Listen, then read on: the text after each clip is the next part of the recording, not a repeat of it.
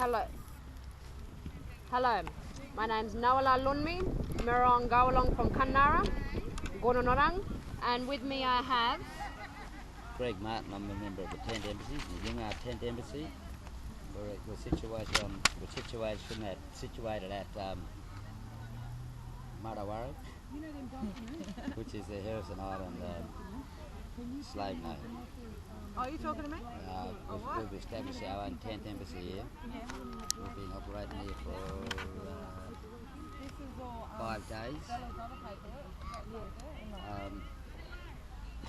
And we're here till it takes, for as long as it takes.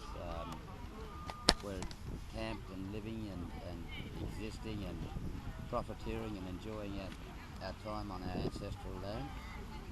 And there are certain agencies that are hostile towards us, and namely the Perth City Council. They're about to threaten to evict us from our own land.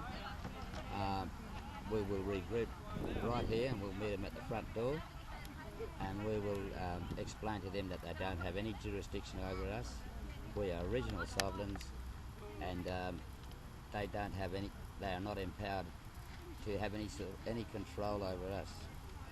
So Greg, why is this Noongar embassy been set up here? Largely out of frustration and disillusion with the land rights movement. Since native title's come along, it's been so divisive, and it's left so many families divided, and we don't have access to lawyers that are brave enough to challenge the Australian Constitution and the Crown's Constitution as to their treatment of our people over the last 200 plus years nationwide. Recently in Canberra, on the 40th anniversary of the Tent Embassy, some members of our embassy, which was established after coming back from Canberra, they brought new information to light, which empowered us, legally to seek all the stolen wealth that was taken from our family and our tribe over the past 200 or so years. Okay, and so what is your issues with the government now relating to your land? Well, the government made a public announcement in late December that they were going into a negotiation for a settlement for the land of the Noongar people. And in our opinion, we weren't consulted enough. Under the Native Title Act, it doesn't say that land councils are the only people to speak for us, to be consulted. It doesn't say that our elders are the only people that can be consulted. It doesn't say that adults are the only people that can be consulted. It says the Aboriginal people can be consulted. And that means that 35,000 Aboriginal Noongars, they have the right to be consulted, every one of them. The legal right is protected under the Native Title Act. And so not one person has the right to be able to sign on all Noongar people for anything relating to land? No, not at all, no. That's in other places of the planet they have dictators. Our system of representation is a tribal council. And to apply white representation policies, to our own Aboriginal groups is un-Aboriginal. It's un-Noongar. We choose our own representatives over time. We don't have to compete in a democracy to go and choose someone else to represent our land. The ratios of representation to members is far greater than people when they go in mainstream Australia, when they go in to vote. We demand, because it's a big ask to ask your elder, and most elders that I know, and I don't want to be derogatory to elders and that sort of thing, but most of our elders, they were refused an education. They were placed in a slave labour camp called a mission, and had their rightful right to an education and a home and a loving family that was taken away from them.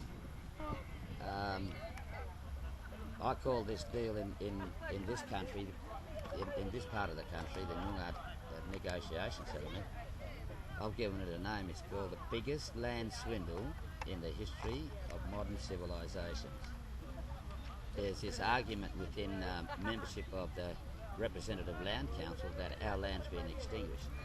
Well, I beg to differ. I'm standing on our land now. I can see our land out there. I can feel it, and the spirit is still in it.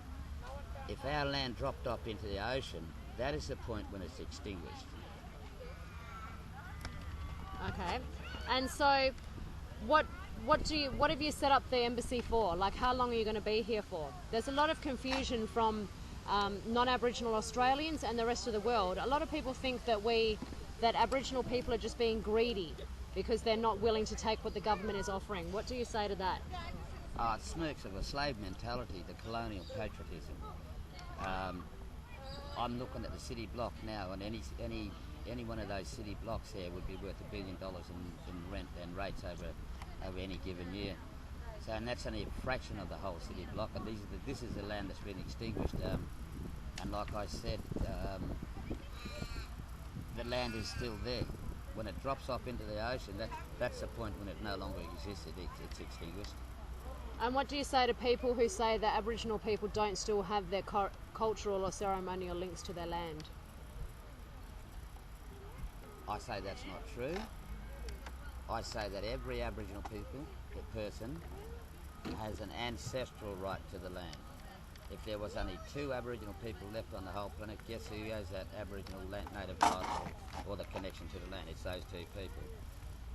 Over a long period of time, I must admit that there has been a purposeful cultural genocide practiced by the colonial invaders, and if people are saying that we don't have a connection to the land and a connection to our culture, it's because we were forced at the end of a gun barrel to adhere to the policies of assimilation, which is cultural genocide. Definitely. Thank you very much, Greg. Is there anything else you'd like to say? What do you hope to achieve? What do you hope to achieve from the Noongar embassy being set up here? Well, we've firmly planted our feet in the ground. We've put our roots down here. It's on our own ancestral land. It gives us the freedom to enjoy the hunting, the gathering, the cultural sharing, our language, our rituals, our rites. We have complete freedom to do that. If we, at this moment in time, we are being threatened by the Perth City Council, the state government, the state premier, and other agencies and other radio stations which are popular to racial vilification. We are being threatened with eviction. Our people here, we have taken that into our resolves, and we will meet those people with hostile ambitions right at our front door. And why have you chosen this place here? It's sacred to the Noongar people. It's on Whadjuk people's land. It's a very important pathway or a track from north and south of the river. It's very rich and fertile in food and hunting and gathering. It's a woman's birthing ground, and it's also protected under the Aboriginal Heritage Act of 1972. So not only do we have our ancestral right to be here, we also have our right to be here to protect our heritage, which is protected under legislation. And we also have a right to protected action. You know, when people are negotiating an enterprise bargaining agreement, and this is technically what it is, we have the right to protected action, and we are being proactive in claiming and nominating our land to be put onto the table, to the negotiating table, and we claim protection through those mechanisms within the workplace relations. And so what do you say to people out there, especially people in Perth, in the Perth area, who don't know about what this stand is about and have uneducated opinions? Are they welcome to come down here and sit down with your mob and learn learn to understand? Most certainly. You know, our camp door is open to all Noongars and all people who have suffered similar fates to ourselves. The only time we pick up our welcome mat is when people come with hostile intentions, and those people that have come to disturb the peace and attempt to remove us forcefully from our own right to be on our own land. Excellent. Thank you, Greg. So here we are down at, how do you say it? Maragarup. And we will be doing more streaming interviews from here and getting them out on the web so that everybody in the whole world can be educated on what the issues are. And as you heard from this brother boy here, Greg, people are welcome to come down, get involved and start learning and supporting the Noongar people here in their plaque. Thank you.